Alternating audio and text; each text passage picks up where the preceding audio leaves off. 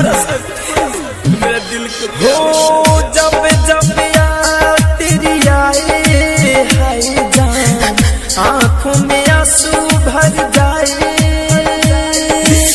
जब जब याद तेरी आए आँखों में आंसू भर जाए। कैसे बताऊं तुझे समझाऊं, ना कभी दिल से तुझे भुलाता, आंसू से भर गया जाम मेरे।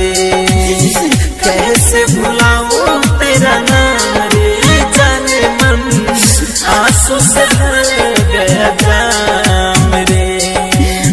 कैसे भुलाऊं तेरा नाम रे, जब जब याद तेरी आए जाने मन, आंखों में आंसू भर जाए।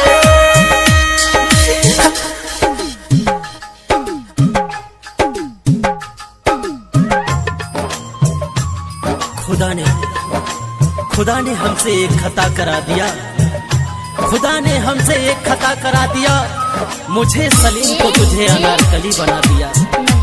कहा कि जाओ ए मेरे अजीजो, जन्नत में प्यार का गुलशन खिलाना। कमबख्त तेरे इश्क ने मुझे शमशान पहुंचा दिया।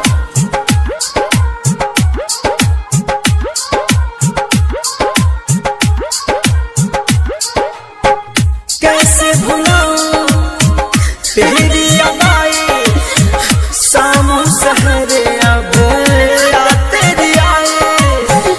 अब ये तो मिलना हो गया बेगाना, मैंने कभी ना सोचा न जाना।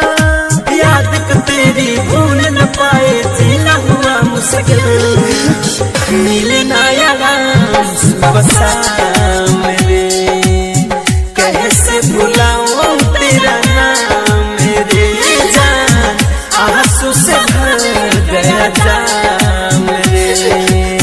कैसे भुलाऊं तेरा नाम मेरे।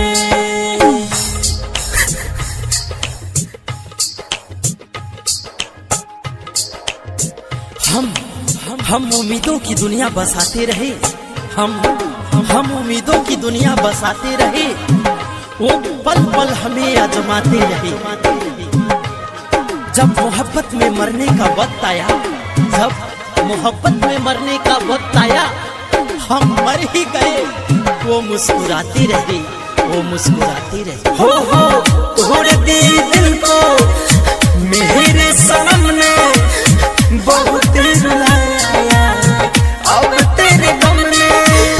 प्यार की ये मेरी ये है कहानी, हंसते ही आँखों में भर दिया पानी।